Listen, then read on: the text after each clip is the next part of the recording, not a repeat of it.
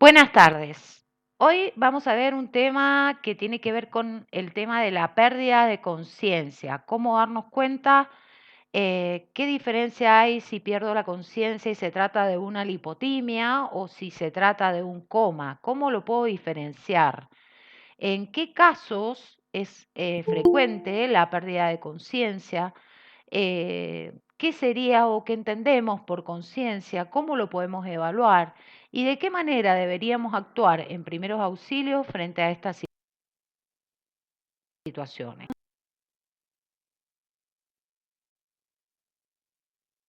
Tiene con estar despiertos o no, pero la conciencia tiene que ver más allá de estar despiertos, sino tener relación con todo lo que nos rodea, ¿sí?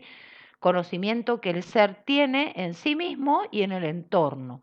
Él puede percibir, puede prestar atención, tiene memoria, tiene un lenguaje adecuado.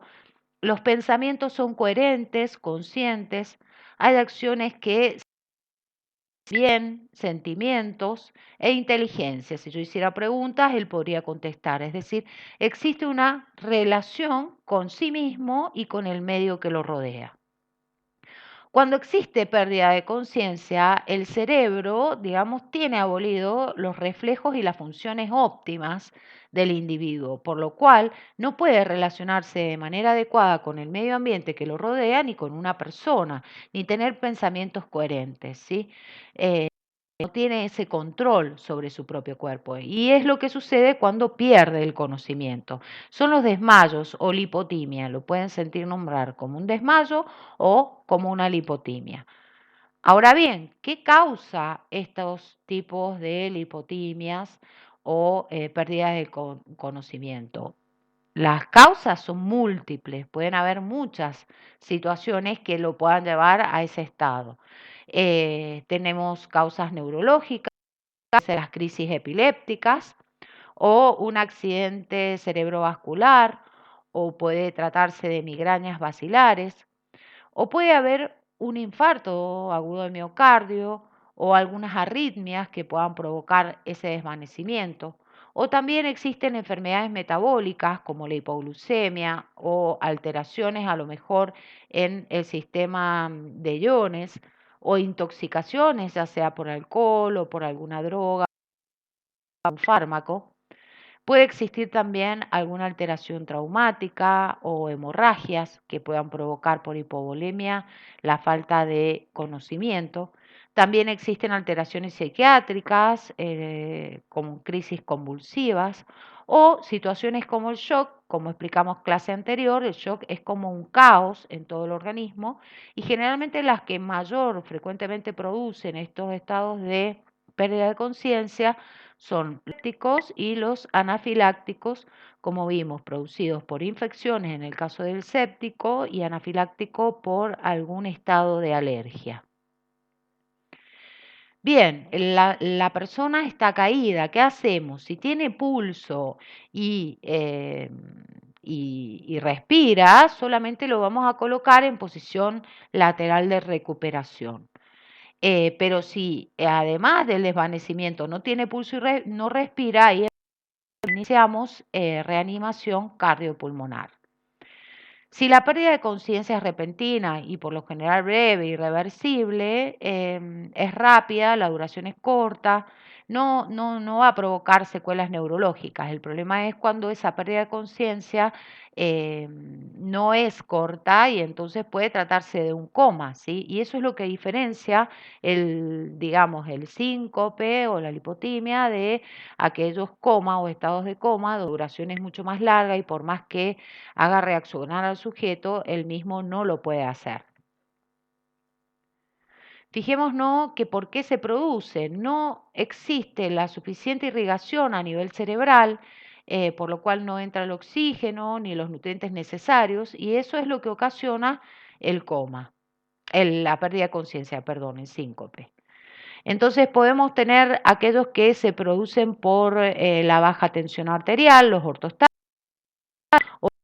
o cardiovasculares, por una arritmia, por ejemplo, o los neuromediados, que pueden ser por situaciones vagales o carotídeas. Acá vamos a ir viendo cuáles son los más frecuentes y vemos que los más frecuentes son los neuromediados, por algún estímulo doloroso, o por algún estímulo visual, por mucho dolor de cabeza o por reacciones vegetativas, ¿sí? Los síntomas o signos más comunes son la sudoración, uno observa que se puede marear, hay una visión borrosa, puede existir o no náuseas o vómitos. Neuromediados por mucha fuerza, estimulación valsalva, generalmente no suelen ser tan frecuentes, pero pueden darse también. Los neuromediados como el carotidio, presión a nivel del seno carotidio, provocar también un síncope. Y los más frecuentes que son cuando se baja o disminuye la tensión arterial por debajo de, puede ser 90, 60, ya el sujeto pierde el conocimiento y vamos viendo cómo generalmente está en bipedestación prolongada, generalmente también puede darse por cambios de postura, es decir, cuando por ejemplo un costado en la cama y se levanta rápidamente, o por fármacos que puedan estar ingiriendo que sean vasodilatadores. También pueden provocar el síncope, la hipertensión pulmonar o la embolia pulmonar, el infarto agudo de miocardio o el mixoma o las valvulopatías, que serían alteraciones a nivel de las válvulas del corazón, que es la que vemos acá. Arritmia también pueden provocar este síncope. Sensación, ¿cuál es? Que está todo borroso, que hay una sensación de atenuación de la conciencia. A veces no llegamos a perder la conciencia, pero sí sentimos toda esta situación de sudoración fría, el cuerpo está inestable, hay una sensación de atenuación de la conciencia. ¿Qué vamos a hacer en caso de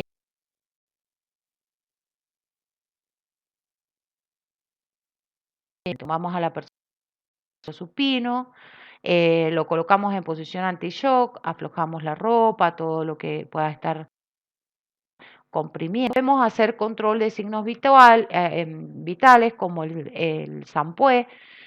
Vamos a ver cuál es el pulso, cuál es la respiración. Si tenemos un tensiómetro, podemos tomar la tensión arterial para ver de qué causa pudo haber sido ese síncope. ¿Qué podemos hacer? Vamos a llamar al 911. Se trata, si el sujeto reacciona, se va a tratar de una situación de urgencia, pero si el sujeto no reacciona, va a ser una emergencia, ¿sí? Todo dependerá si está consciente, lo coloco en una posición anti-shock y si está inconsciente, posición lateral de recuperación. ¿Por qué lo pongo en posición lateral de recuperación? Porque el sujeto puede tener pérdida de esfínteres, pérdida de controles, y entonces pueden haber vómitos o puede perder o puede padecer diarrea, y entonces es necesario colocar en esa posición para que evitar la broncoaspiración y situaciones incómodas para el sujeto. Vamos a controlar obviamente los signos vitales, como les dije recién. Esta es la posición de síncope. Ven cómo podemos poner una almohada debajo de los pies. Aflojo la ropa, llamo al 911. Si el sujeto reacciona rápidamente es una situación de urgencia. Si no reacciona, se trata de una emergencia y puede estar en coma. Acá tenemos bien las imágenes. Ahora, el coma, la pérdida de conciencia, van a ver que es mucho más prolongada, no responde a estímulos externos, por más que lo mueva, no responde. Eh, ¿Qué voy a tratar de hacer? Advierto, valoro si existen estímulos al dolor o verbal, al inconsciente, si mantiene el pulso carotídeo, si mantiene la respiración. Esto puede darse por algún traumatismo, algún golpe o por el consumo de alguna sustancia o metabólica, ya sea por un coma hipoglucémico o hiperglucémico, o por cuestiones neurológicas que tienen que ver con el sistema nervioso central. Entonces, llamamos al 911, protejo, advierto, socorro, aflojo la ropa, pero sé que es una situación de emergencia, riesgo la vida. Y esas situaciones pueden llevar al shock, que es al caos, ¿sí? Que es el fracaso de todas las funciones del aparato circulatorio. Entonces, ¿qué tipos de shock podemos encontrar? El cardiogénico, el hipovolémico, el cardiogénico por problemas cardíacos o hipovolémico por la gran pérdida o volumen de sangre, más de 2 litros. Anafiláctico, cuando puede ser por una reacción alérgica o cuando hay una infección generalizada, o neurogénico por mucho dolor. Acá van a tener ejemplos de cada uno de ellos, sin embargo, a mí con que sepan los tipos de shock me es suficiente. Verán las imágenes que se presentan con alergia, por ejemplo, que son las más comunes, en las hipovolémicas por la falta de volumen sanguíneo, o en el caso de quemaduras, por ejemplo, el séptico por infecciones cuando llegan a una hipertermia, neurogénico por algún daño a nivel cerebral. Bien, ahora, ¿cuáles serían las urgencias neurológicas? Las urgencias neurológicas estarían dadas por las convulsiones o las crisis epilépticas, los accidentes cerebrovasculares también. ¿Qué es una convulsión? Es una contracción brusca, perdón, e involucra de forma, esa contracción brusca es anormal, ¿sí? Comienza a tiritar, lo vemos que es demasiado brusca esa contracción. Se la puede clasificar en tónica o clónica. Tónica es cuando los movimientos son más bien permanentes, ¿sí? Rígidos, y la clónica es cuando se sacude todo el cuerpo. En general, estas convulsiones pueden ser por problemas de fiebre, elevada fiebre o golpes de calor, por el consumo de alcohol, por síndrome de abstinencia o por traumatismos craneales, por la falta de oxígeno o trastornos neurológicos.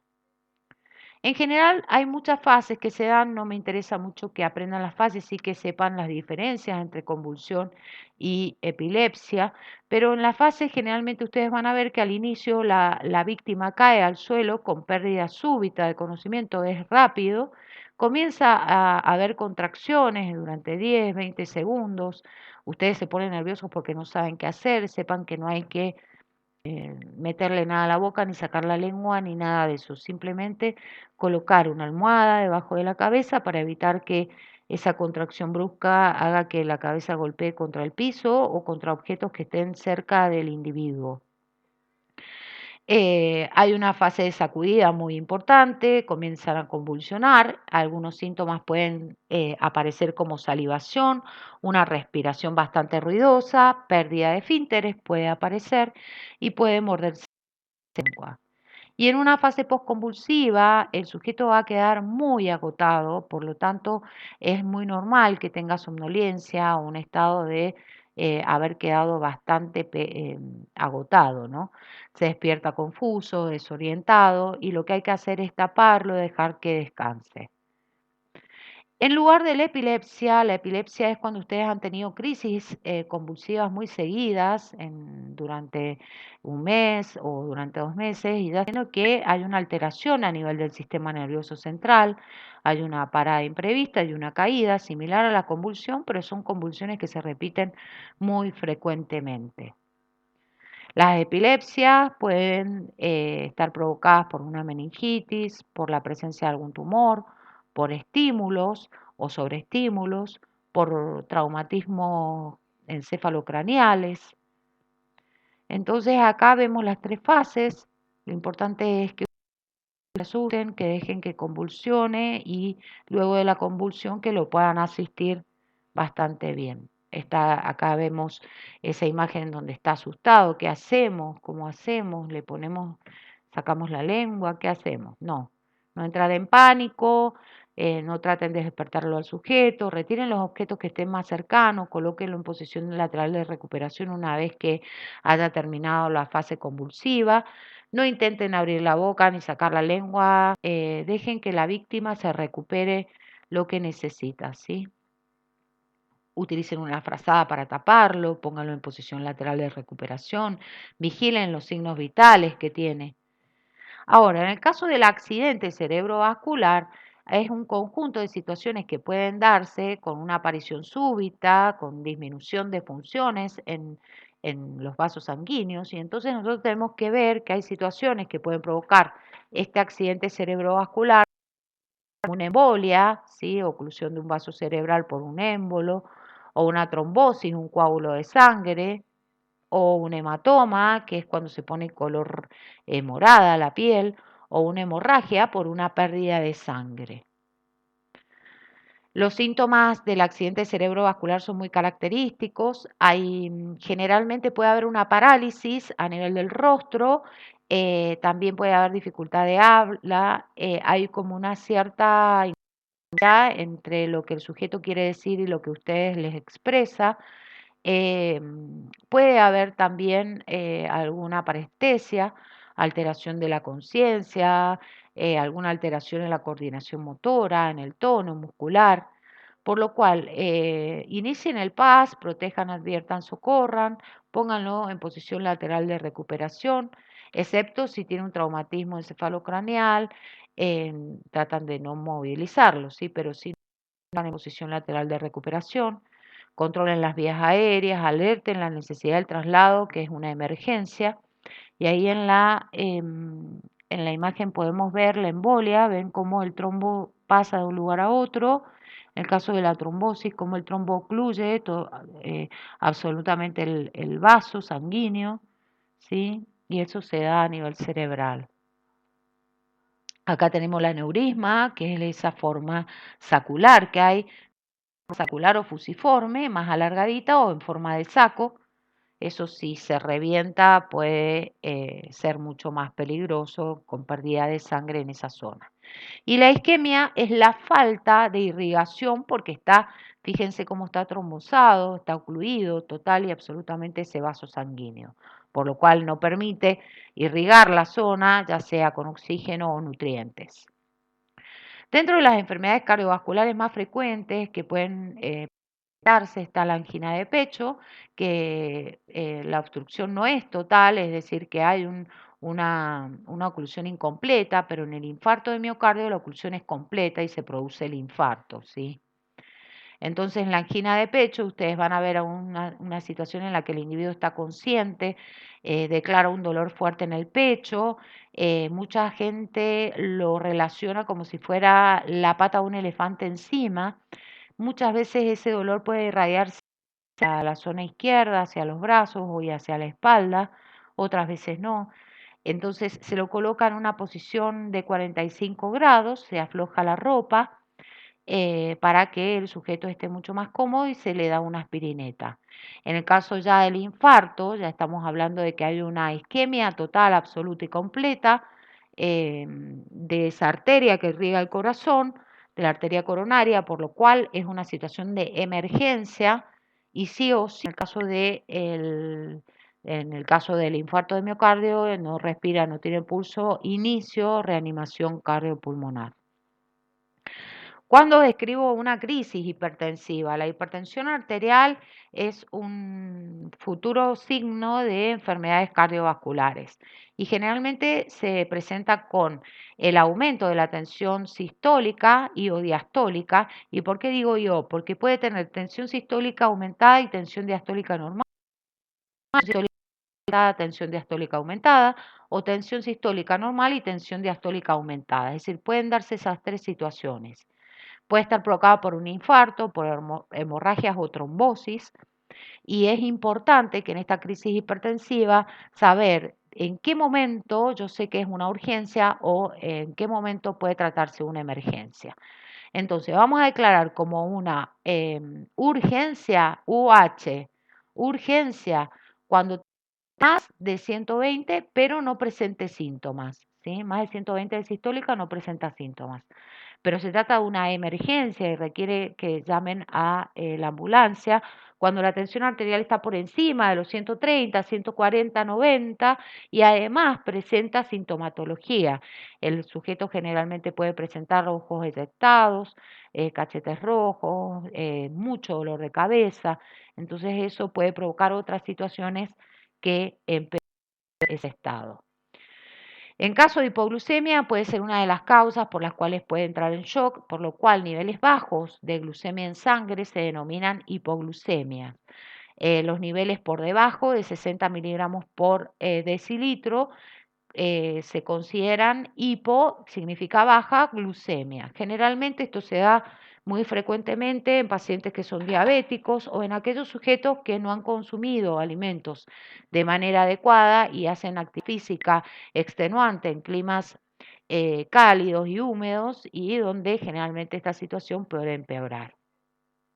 Como verán, hemos puesto causas más frecuentes: ingesta calórica reducida, exceso de insulina, también puede suceder en el caso de un paciente diabético, o falta de alimentos, o en caso de desnutrición también es muy frecuente.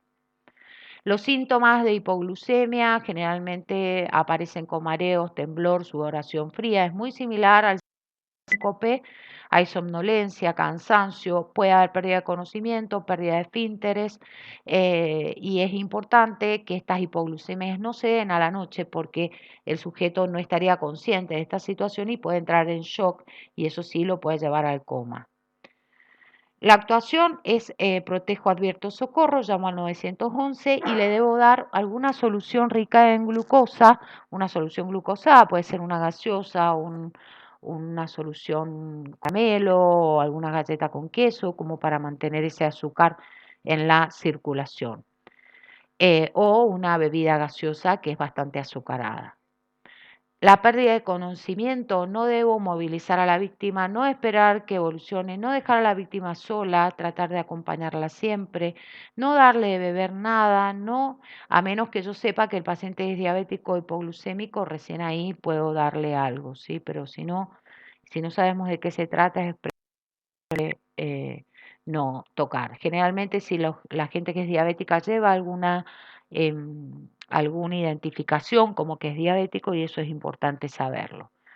Pedir ayuda, tomar los signos vitales, controlar las hemorragias si es que existen, posición lateral de recuperación en caso de que el sujeto esté inconsciente, respira y tiene pulso, examinar la documentación para ver si es diabético y bueno, situaciones que pueden presentarse con pérdida de conocimiento, el síncope, la lipotimia, el shock, intoxicación, crisis epilépticas y trastornos o traumatismo encefalocraneal o golpes de calor. Lo importante es que si está consciente, la posición anti-shock es bastante interesante. Ahora, si no está consciente, lo colocamos en posición lateral de recuperación. Si no presenta signos y síntomas como que no respira, no tiene pulso, inicio reanimación cardiopulmonar. Y lo importante es lo que tengo que hacer es llamar al 911.